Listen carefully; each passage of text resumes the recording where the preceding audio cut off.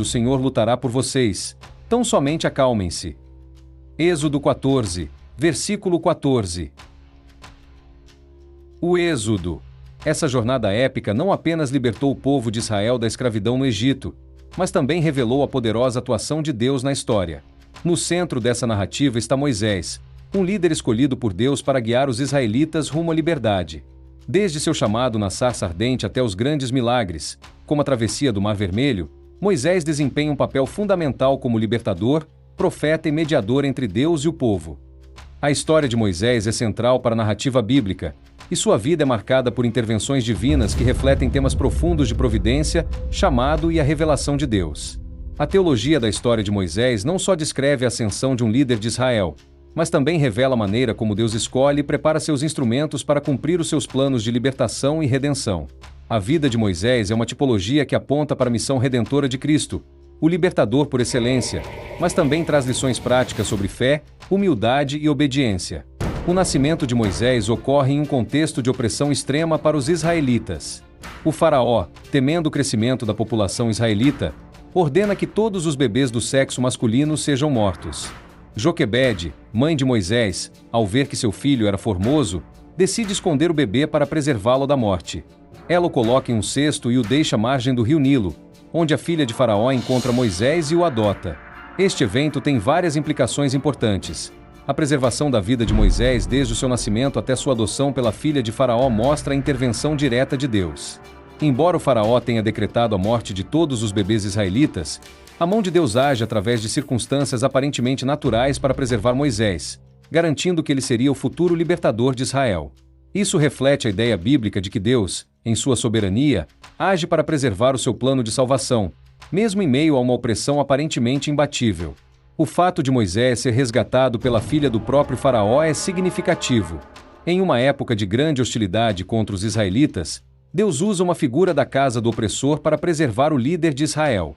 Isso lembra que Deus é capaz de usar qualquer situação ou pessoa, até mesmo as autoridades e estruturas do mal, para cumprir seus propósitos divinos. Moisés, que foi salvo de uma morte certa, torna-se uma figura que representa o povo de Israel, que também foi salvo por Deus de sua escravidão no Egito. Seu nascimento e resgate indicam que, embora os israelitas estivessem sendo oprimidos, Deus já tinha um plano para a libertação deles. Após ser criado na casa do Faraó, Moisés cresce e, em um momento de indignação, vê um egípcio espancando um hebreu. Ele intervém e mata o egípcio. Quando a notícia do ato chega aos ouvidos do Faraó, Moisés foge para Midian, onde encontra refúgio e começa uma nova vida como pastor de ovelhas. A fuga de Moisés para Midian e sua vida como pastor de ovelhas marcam uma fase de preparação para o chamado divino que viria. Moisés, um príncipe egípcio, se vê agora em uma posição humilde e isolada, cuidando de ovelhas. Teologicamente, isso pode ser visto como um período de formação espiritual. Moisés, que antes era arrogante e tentava resolver os problemas com suas próprias forças, agora está em um lugar de humildade. Esse processo de transformação é essencial, pois a liderança que ele exercerá em nome de Deus exigirá dependência total de Deus, em vez de confiança em seus próprios recursos e habilidades. O fato de Moisés ser levado a um deserto distante para pastorear ovelhas reflete como Deus prepara os líderes em lugares e circunstâncias que parecem insignificantes aos olhos humanos. No deserto, longe da fama e do poder do Egito, Moisés aprende a ouvir a voz de Deus, uma habilidade essencial para seu futuro papel como líder de Israel. O deserto, na Bíblia, é muitas vezes o lugar onde Deus molda e prepara seus servos. A decisão de Moisés de matar o egípcio pode ser vista como um reflexo de sua impetuosidade e da tentação de agir fora da vontade de Deus. No entanto, apesar de seu erro, Deus não o abandona. Ao contrário, ele permite que Moisés tenha tempo para refletir e se preparar para a tarefa que ele lhe dará. A paciência e misericórdia de Deus em dar uma segunda chance a Moisés são fundamentais para entender a graça divina. Deus não descarta os erros de seus servos, mas os usa como parte do processo de transformação e aperfeiçoamento. O encontro de Moisés com Deus ocorre no deserto, enquanto ele pastoreava ovelhas. Deus aparece a Moisés em uma sarça ardente que não se consome. Este evento é teologicamente significativo por várias razões. A revelação de Deus. O aparecimento de Deus em uma sarça ardente é uma manifestação do mistério de Deus. A sarça que arde sem consumir-se simboliza a presença divina que é poderosa e santificadora, mas não destrutiva. Ela é também uma figura de como a presença de Deus purifica sem aniquilar. Este evento marca a revelação do nome de Deus a Moisés, quando ele se declara como Eu Sou o que Sou. Esse nome, em hebraico YHWH, indica a autoexistência e a eternidade de Deus, sendo ele a fonte de toda a criação e da salvação. O chamado de Moisés. Quando Deus chama Moisés para libertar os israelitas da escravidão, Moisés hesita e argumenta com Deus sobre sua incapacidade para a missão. Sua resistência reflete a humildade de um homem que passou por um processo de autoconhecimento e transformação. Moisés não se vê como um líder, mas Deus o chama justamente por essa humildade. Deus responde a Moisés com promessas de sua presença constante e sinais miraculosos, como o cajado que se transforma em serpente e a mão que se torna leprosa. A hesitação de Moisés é superada pela paciência divina, que revela sua autoridade e poder. A teologia do chamado e obediência. O chamado de Moisés é um exemplo clássico de como Deus escolhe indivíduos, não por sua competência ou habilidade, mas por sua disposição para se submeter à vontade divina. Moisés, que antes tinha tentado agir com suas próprias forças, agora aprende a depender totalmente de Deus. A missão de Moisés, como líder de Israel, é, teologicamente, uma expressão da graça de Deus, pois ele escolhe um homem imperfeito e o capacita para realizar algo grande para o seu reino. A missão de Moisés. Retorno ao Egito. A missão de Moisés de retornar ao Egito para libertar os israelitas é um momento decisivo na narrativa bíblica, e seu desenvolvimento traz profundas lições teológicas sobre o chamado de Deus, a autoridade divina, a resistência humana e o poder dos sinais miraculosos. A obediência de Moisés a Deus, apesar de suas resistências e falhas pessoais, é um exemplo de como Deus trabalha na vida de seus escolhidos e revela seu poder em momentos de grande dificuldade. A resistência de Moisés em aceitar a missão dada por Deus. Quando Deus chama Moisés para retornar ao Egito e libertar os israelitas da escravidão, Moisés responde inicialmente com uma série de objeções, refletindo sua hesitação e medo diante de uma tarefa tão grandiosa e aparentemente impossível. Suas resistências podem ser divididas em várias alegações principais, conforme descrito em Êxodo 13:4. Incerteza sobre sua capacidade. Moisés começa questionando a escolha de Deus, perguntando: quem sou eu para ir a Faraó e tirar os filhos de Israel do Egito? Moisés não se vê como a pessoa certa para essa tarefa, o que pode ser interpretado teologicamente como um reflexo da humildade verdadeira, mas também da autocrítica exagerada. Esse questionamento revela que Moisés, apesar de ser preparado por Deus desde seu nascimento, ainda não se via como capaz de realizar tal missão, um sentimento que muitos que são chamados por Deus experimentam. Essa resistência, no entanto, permite que a confiança em Deus seja fortalecida e que Moisés aprenda a depender totalmente de sua autoridade e poder. Há dúvida sobre como os israelitas irão acreditar em sua missão. Moisés questiona Deus sobre como ele convenceria os israelitas de que foi realmente enviado por ele. Aqui, Moisés expressa sua dúvida sobre a aceitação do povo e, consequentemente, sobre a autenticidade de sua autoridade. Este é um momento de insegurança em que Moisés se vê como alguém que não será ouvido, o que reflete a preocupação humana comum sobre a rejeição, mesmo quando se age de acordo com a vontade divina. A preocupação com a falta de eloquência. Moisés ainda apresenta uma objeção relacionada à sua habilidade para falar. Ele se descreve como alguém de lábios pesados, indicando uma possível dificuldade com a fala ou uma falta de habilidade comunicativa. Essa resistência é uma expressão de autoimagem negativa e medo de não ser eficaz em cumprir a missão. Aqui, vemos um tema teológico recorrente na Bíblia. Deus escolhe pessoas que, aparentemente, são improváveis, mas Ele as capacita para realizar sua obra, revelando que sua força se aperfeiçoa na fraqueza humana. O pedido para enviar outra pessoa. Quando Deus responde afirmativamente a todas as objeções, Moisés chega a pedir explicitamente para que outra pessoa seja enviada em seu lugar. Este é um sinal claro de sua relutância, mas também uma oportunidade de Deus demonstrar sua paciência e persistência no chamado. Teologicamente, as resistências de Moisés ilustram a natureza humana diante do chamado divino, a tendência de duvidar de nossa adequação, a falta de confiança na habilidade que Deus nos dá e o medo da rejeição. Contudo, Deus não desiste de Moisés, e por sua graça e misericórdia, Ele lhe oferece sinais e confirmações de sua presença e poder para convencer tanto Moisés quanto o povo de Israel. Diante da resistência de Moisés, Deus responde com sinais e milagres que afirmam sua autoridade e capacitam Moisés para a missão. Esses sinais são símbolos poderosos de como Deus autentica a autoridade de seus enviados e confirma sua presença com eles. Quando Moisés relutante coloca seu cajado no chão, ele se transforma em uma serpente. Quando Deus instrui Moisés a pegar a serpente pela cauda, ela se transforma novamente em um cajado. Este milagre não é apenas uma demonstração de poder, mas também um símbolo de que Moisés, ao seguir as instruções de Deus, exercerá a autoridade de Deus sobre as forças do mal e sobre o caos. O cajado que se transforma em serpente também prefigura o poder de Deus sobre o Egito, onde os deuses egípcios eram representados por serpentes e animais semelhantes. Deus instrui Moisés a colocar a mão em seu peito, e quando ele a retira, ela está leprosa, mas ao colocá-la novamente no peito, ela volta ao estado normal.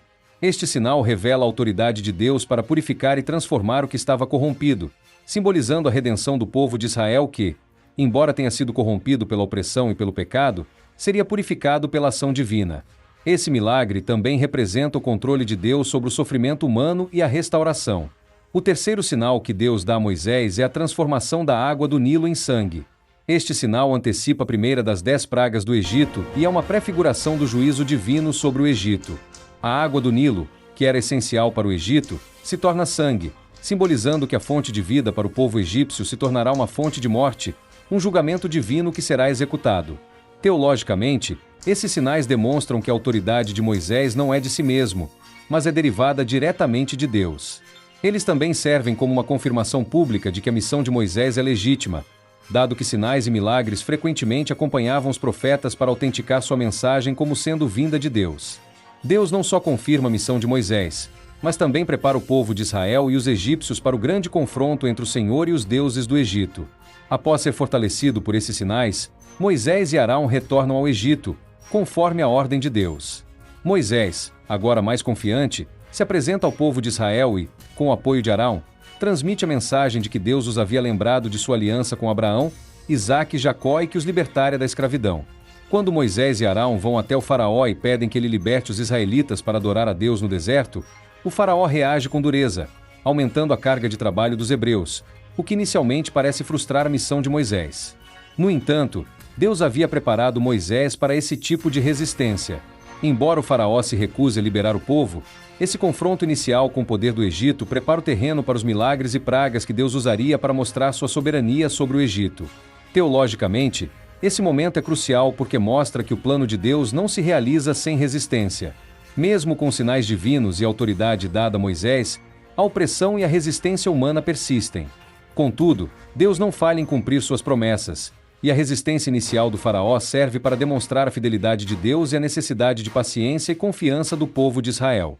Deus usa a dureza do faraó para revelar seu poder e justiça ao mundo, e também para ensinar ao povo de Israel que a libertação será uma obra de Deus, não do esforço humano. As 10 pragas enviadas por Deus sobre o Egito são um dos eventos mais dramáticos e teologicamente significativos do livro de Êxodo. Elas não apenas servem como meio de libertação para os israelitas, mas também revelam o caráter de Deus, sua soberania sobre as nações e seu poder para realizar o juízo. O confronto entre Moisés e o faraó é o palco onde as pragas têm início, cada uma representando um passo no julgamento divino contra o Egito e seus deuses. A dureza do coração do faraó, por sua vez, intensifica a demonstração da justiça e da misericórdia de Deus, culminando na libertação de Israel. A narrativa das 10 pragas começa com um confronto direto entre Moisés, como representante de Deus, e o faraó, que se recusa a liberar os israelitas. A resistência do faraó não é apenas uma oposição política, mas uma tentativa de desafiar o poder e a autoridade de Deus. Desde o início, o Senhor adverte o faraó de que sua recusa em libertar os israelitas resultará em juízo. Cada praga não apenas afeta o Egito fisicamente, mas também é uma afronta direta aos deuses egípcios que representavam os elementos naturais, a fertilidade e o poder do Império Egípcio. Assim, teologicamente, o confronto entre Moisés e o faraó está associado à luta entre o Senhor, o Deus de Israel, e os deuses do Egito. A resistência do faraó e a consequente devastação das pragas são usadas por Deus para mostrar sua soberania absoluta e que ele é o único Deus verdadeiro. As 10 pragas enviadas por Deus. Cada praga tem um significado profundo e revela diferentes aspectos do caráter de Deus e da natureza humana em relação ao pecado e ao juízo divino. As 10 pragas são: água do Nilo transformada em sangue. Esta primeira praga afeta diretamente a principal fonte de vida do Egito, o Nilo, que era considerado um deus no Egito. Ao transformar a água do Nilo em sangue, Deus demonstra seu poder sobre os elementos naturais e desafia a autoridade de um dos deuses mais venerados do Egito. Essa praga simboliza a perversão daquilo que é essencial para a vida. apontando para o juízo sobre a idolatria e a corrupção. As rãs eram vistas como um símbolo de fertilidade e eram associadas à deusa Eker, a deusa rã da fertilidade. Deus envia uma praga de rãs por toda a terra do Egito, cobrindo as casas e os campos. Essa praga reflete o controle de Deus sobre a criação e sua autoridade sobre as forças naturais e espirituais que o Egito adorava. Piolhos ou mosquitos. O Egito era conhecido por sua religião ligada à natureza, e o pó da terra era considerado um elemento sagrado. Ao fazer o pó se transformar em piolhos ou mosquitos, Deus demonstra sua autoridade sobre a terra e tudo que nela habita. Esse juízo é uma afronta ao poder dos sacerdotes egípcios, que estavam associados ao uso de elementos naturais em seus rituais. As moscas são uma praga que revela a grande poluição e destruição que ocorre quando o pecado é permitido a se espalhar. Enquanto os egípcios eram atingidos por essa praga, os israelitas estavam poupados, simbolizando a separação entre o povo de Deus e os ímpios, a escolha divina de proteger seu povo enquanto julga os egípcios. Peste nos animais. Os egípcios dependiam de seus animais para a agricultura e para a alimentação, portanto, esta praga atinge diretamente a economia e o sustento do império. A peste nos animais simboliza o juízo sobre os deuses egípcios que estavam associados à agricultura e à produção de alimentos. As úlceras causadas pela praga afetam todos os egípcios e seus animais, incluindo os sacerdotes egípcios, que eram considerados sagrados e imunes à doença. Ao atingir até os sacerdotes, Deus sublinha a impotência dos deuses egípcios e a fragilidade humana diante do seu juízo. O granizo destrói as colheitas e propriedades egípcias.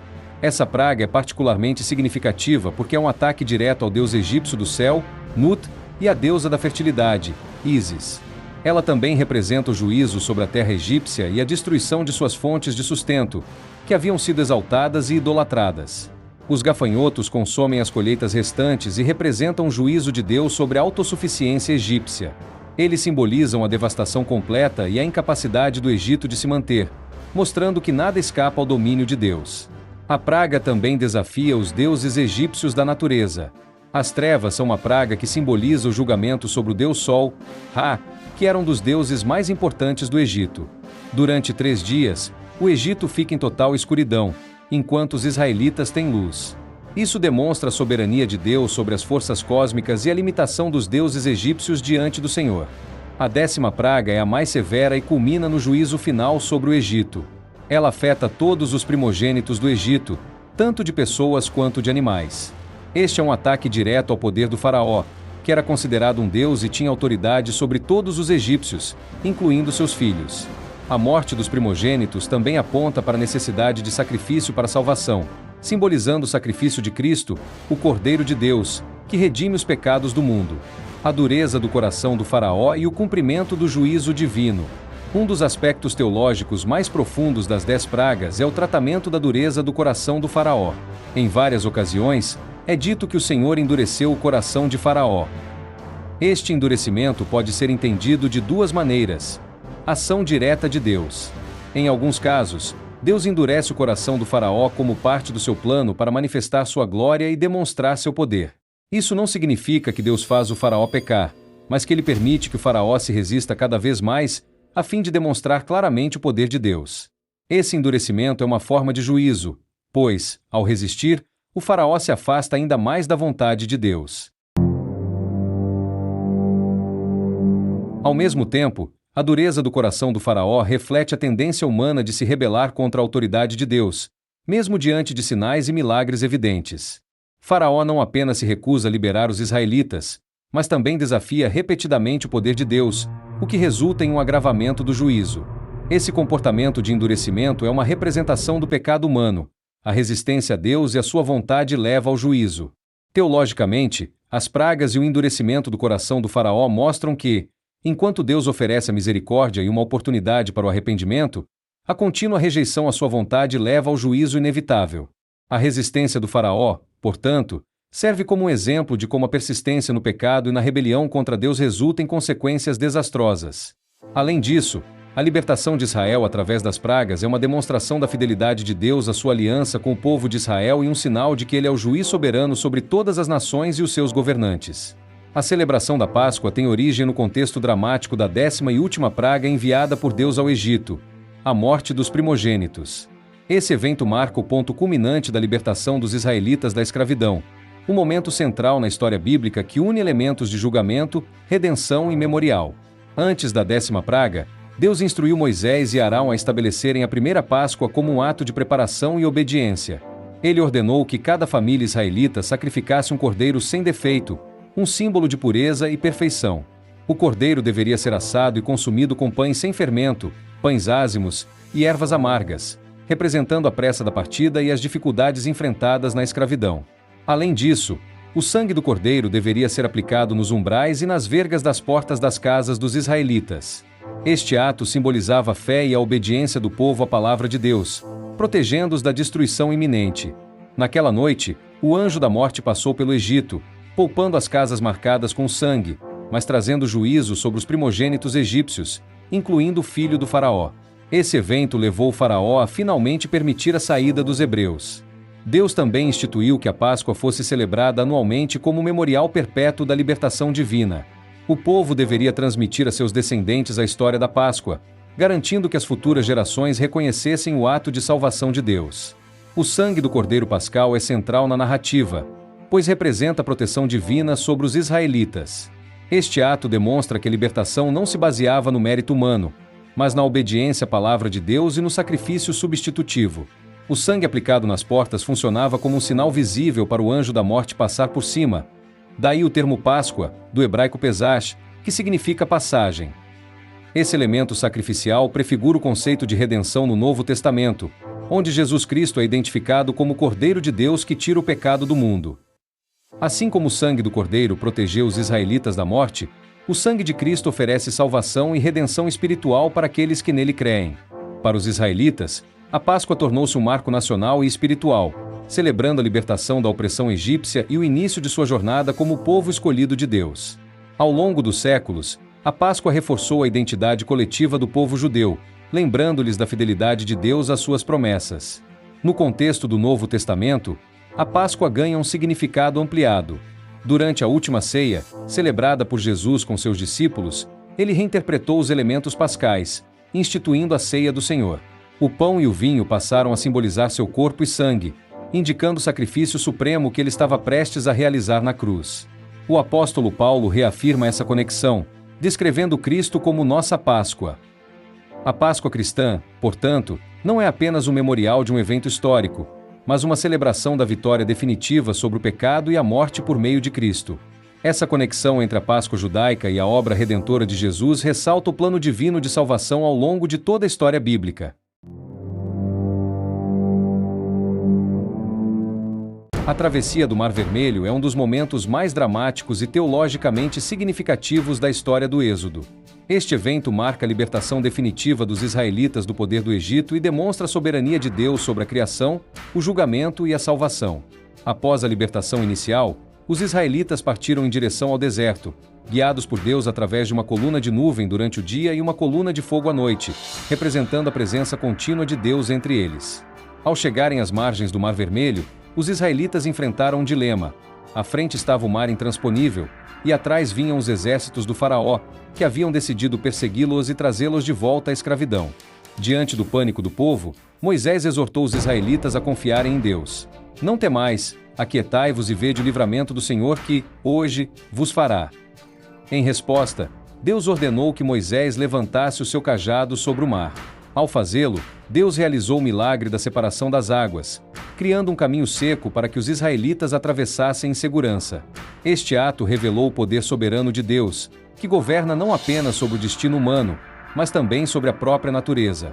A travessia do Mar Vermelho simboliza a salvação miraculosa de Deus, que intervém na impossibilidade humana para oferecer um caminho de libertação. Ela também aponta para o conceito de passagem da morte para a vida, da escravidão para a liberdade, estabelecendo um padrão para futuras manifestações da salvação divina. Enquanto os israelitas atravessavam, os exércitos egípcios seguiram pelo caminho recém-aberto no mar. No entanto, ao amanhecer, Deus trouxe confusão ao exército egípcio, fazendo com que suas carruagens ficassem presas. Assim que os israelitas alcançaram a outra margem, Moisés, sob a instrução de Deus, estendeu novamente o cajado, e as águas voltaram a seu curso normal, submergindo e destruindo completamente o exército egípcio. Esse evento foi mais do que uma derrota militar. Foi um ato de julgamento divino contra a opressão e a rebelião.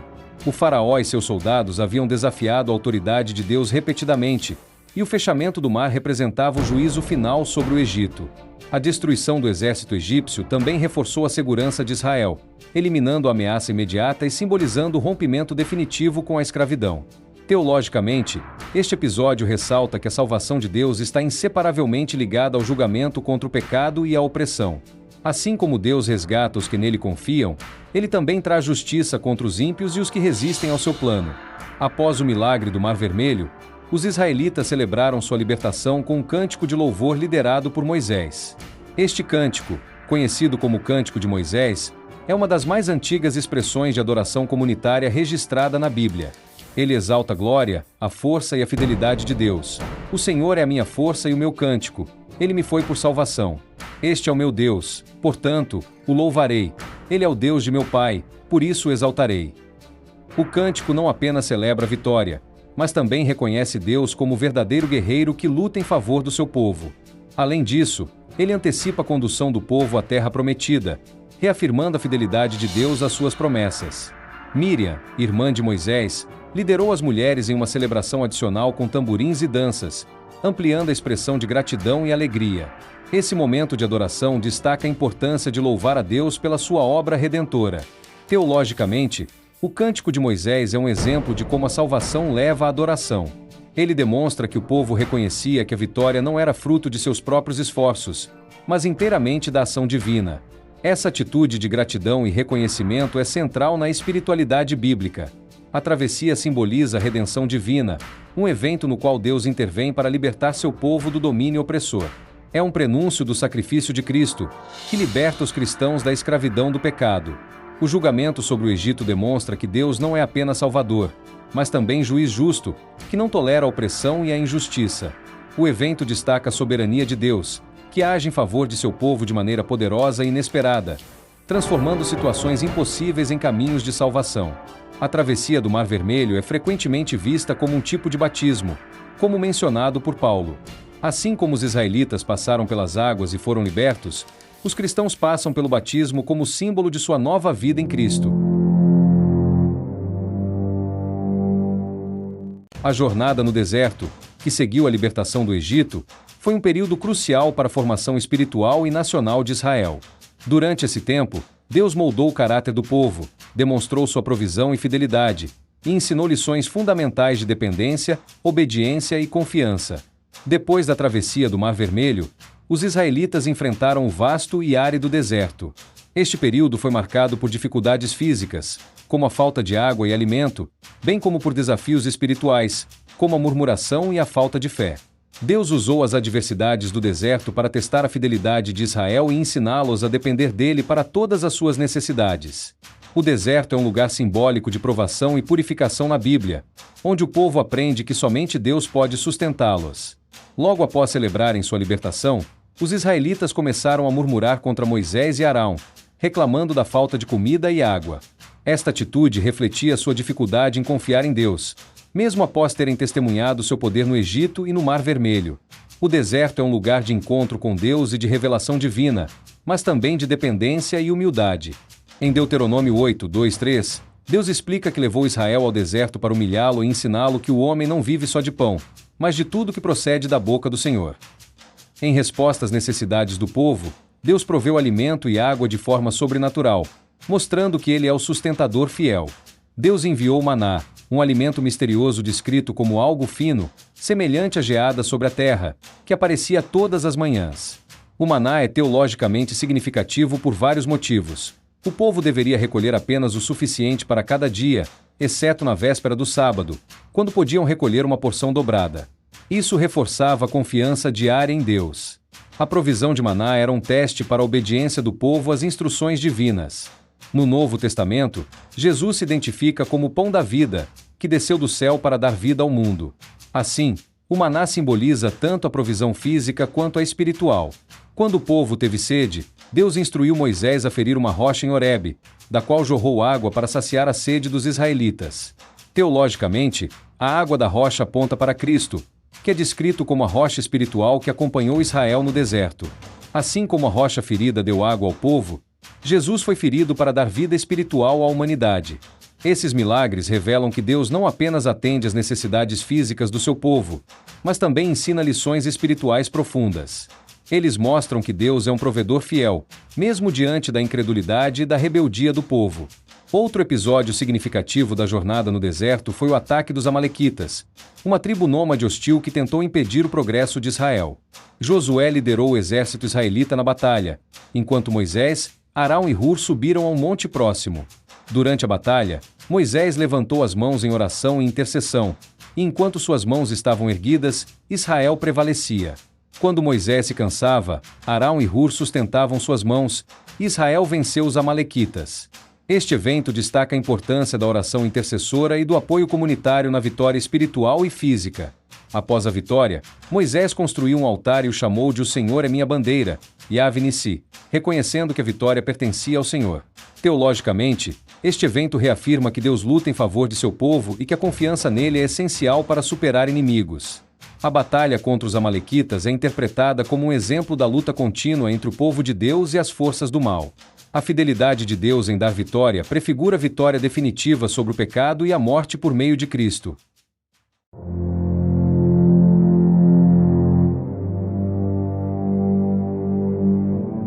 O Monte Sinai é um dos eventos mais significativos na história bíblica, marcando o momento em que Deus estabelece formalmente sua aliança com Israel como uma nação santa. É aqui que o relacionamento entre Deus e Israel é consolidado através da entrega da lei, da estipulação dos termos da aliança e da instrução para a construção do tabernáculo. Após 3 meses de viagem desde o Egito, os israelitas chegaram ao Monte Sinai. Deus revelou sua santidade e poder através de trovões, relâmpagos e uma densa nuvem sobre o monte. Deus ordenou que o povo se purificasse e delimitou o monte para evitar que se aproximassem sem autorização, ressaltando a santidade de sua presença. Os 10 mandamentos, ou decálogo, representam o coração da lei de Deus e são divididos em 2 categorias: deveres para com Deus, que tratam da relação exclusiva e reverente com Deus, e deveres para com o próximo, que regulam o comportamento humano em relação aos outros, destacando a ética e a justiça. Teologicamente, os mandamentos revelam o caráter de Deus e estabelecem um padrão moral que reflete sua santidade. Após a entrega dos 10 mandamentos, Deus forneceu instruções adicionais que abrangem aspectos civis, morais e cerimoniais. Em Êxodo 24, Moisés ratifica alianças aspergindo o povo com sangue de sacrifícios, simbolizando o compromisso de Israel em obedecer à lei e o perdão divino em caso de falhas. A lei não foi dada como meio de salvação, mas como expressão do relacionamento de Israel com Deus. Ela demonstrava como Israel deveria viver como um povo redimido. No Novo Testamento, Paulo ensina que a lei serviu como um tutor para conduzir o povo a Cristo, mostrando a incapacidade humana de alcançar a justiça por si mesmo. A aliança no Sinai formalizou a relação entre Deus e Israel, estabelecendo-os como seu povo escolhido. Eles seriam um reino de sacerdotes e uma nação santa. A condição principal era a obediência à lei de Deus, que definia as bênçãos da fidelidade e as consequências da desobediência. A aliança do Sinai é parte do desdobramento do plano de Deus iniciado com Abraão. Ela aponta para uma relação especial com Deus, mas também para a responsabilidade de representar sua justiça e santidade entre as nações. Apesar de ser condicional em sua forma, a aliança é sustentada pela fidelidade de Deus, que, mesmo diante da infidelidade de Israel, continua cumprindo suas promessas. No Novo Testamento, a aliança mosaica é vista como um precursor da nova aliança, estabelecida por Cristo através de seu sacrifício. A nova aliança substitui a antiga, pois é baseada em promessas melhores, como o perdão completo e a transformação do coração pelo Espírito Santo. O tabernáculo foi projetado para ser o lugar onde Deus habitaria no meio de seu povo. Ele era um símbolo visível da presença de Deus e servia como um ponto de encontro entre o divino e o humano.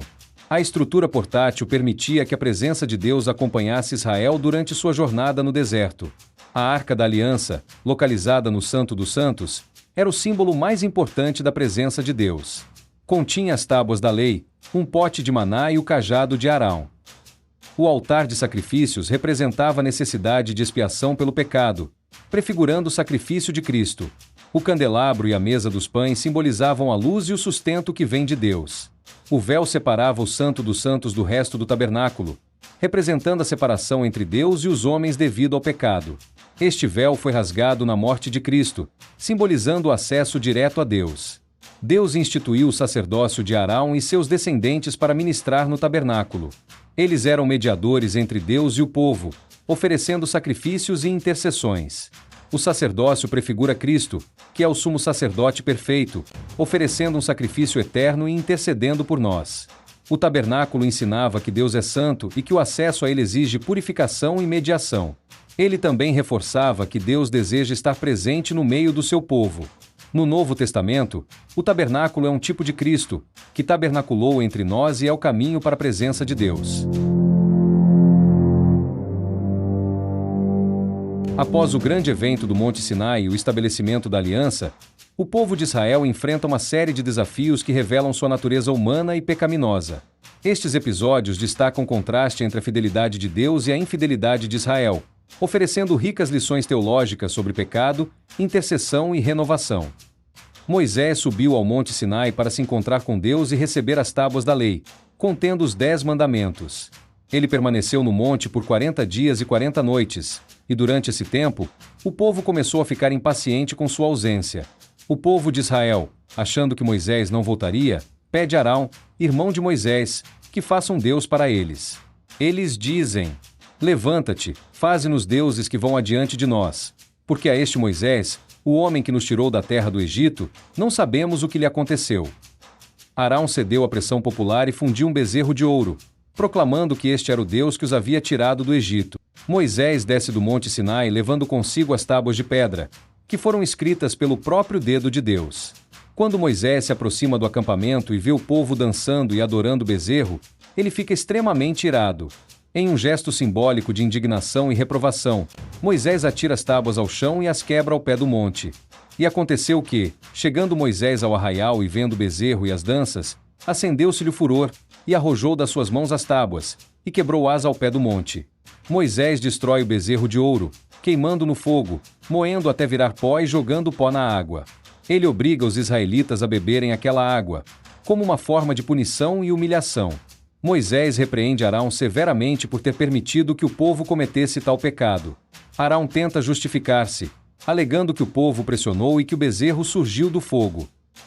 A idolatria com o bezerro de ouro foi uma violação direta do primeiro e segundo mandamentos.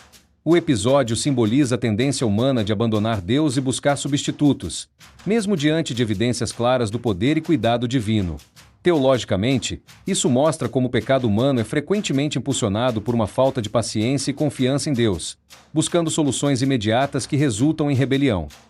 Deus informou a Moisés sobre a rebelião e declarou sua intenção de destruir Israel e começar uma nova nação a partir de Moisés. A ira de Deus reflete sua justiça e santidade.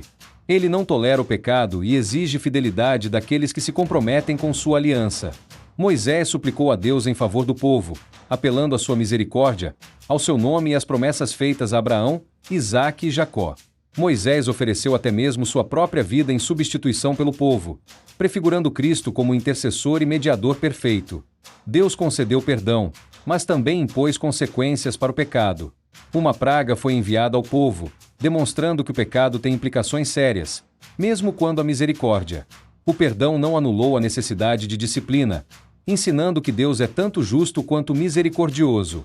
Em Êxodo 33, Moisés pediu para ver a glória de Deus. Deus revelou sua bondade e proclamou seu nome, declarando ser compassivo e misericordioso, mas também justo, punindo o pecado. Esta declaração teológica sobre o caráter de Deus é fundamental para a compreensão de sua natureza. Ele é amoroso e perdoador, mas também justo e santo. Apesar da infidelidade de Israel, Deus decidiu renovar sua aliança, reafirmando suas promessas e instruções. Moisés subiu novamente ao monte para receber novas tábuas da lei, simbolizando o recomeço e a restauração do relacionamento entre Deus e Israel. Deus reiterou os mandamentos e deu instruções para a santidade, incluindo a destruição de ídolos e a separação dos povos pagãos. A reafirmação da aliança foi acompanhada por sinais visíveis, como o rosto de Moisés resplandecendo ao descer do monte, evidenciando sua comunhão com Deus. A renovação da aliança mostra que Deus é um Deus de segundas chances. Ele permanece fiel mesmo quando seu povo é infiel. Este recomeço prefigura o perdão e a restauração encontrados em Cristo, que oferece uma nova aliança, selada em seu sangue, para redimir e renovar aqueles que o seguem. Quando olhamos para a história do Êxodo, Vemos muito mais do que um evento distante no tempo. Vemos o retrato poderoso de um Deus que não apenas ouve o clamor do seu povo, mas intervém de forma grandiosa e transforma histórias de escravidão em jornadas de liberdade. O mesmo Deus que abriu o Mar Vermelho, que proveu maná no deserto e que caminhou com Israel em cada desafio é o Deus que hoje caminha ao seu lado. Assim como ele foi fiel a Israel, ele é fiel a você. Não importa o deserto que você está atravessando, nem o faraó que se levanta contra você, Deus é maior. Ele é o Deus que quebra correntes, que vence inimigos e que sustenta os seus filhos com tudo o que precisam. Lembre-se, a travessia pode ser desafiadora, mas há sempre o Mar Vermelho esperando para ser aberto quando confiamos no poder do Senhor. O êxodo não é apenas sobre o passado, é sobre o presente e o futuro. É sobre a libertação que encontramos em Jesus Cristo, o nosso Cordeiro Pascal, que derramou seu sangue para nos salvar e nos levar para a verdadeira terra prometida, a vida eterna com Deus. Portanto, não desista. Confie na provisão divina, siga a liderança do Senhor, e creia que o mesmo Deus que conduziu Israel está operando em sua vida agora. Ele é o Deus dos milagres, da fidelidade e do impossível. Como diz Êxodo 14, versículo 14, o Senhor lutará por vocês, tão somente acalmem-se. Deixe Deus lutar as suas batalhas e confie que o Mar Vermelho da sua vida também vai se abrir. Que essa história de esperança inspire você a viver com fé e coragem, porque com Deus, nada é impossível. Obrigado por acompanhar este estudo bíblico no canal Estudo da Bíblia. Sugira nos comentários um versículo ou tema a ser estudado. Se você gostou deste vídeo, deixe seu like, inscreva-se no canal e ative as notificações para não perder os conteúdos do melhor canal de estudo bíblico.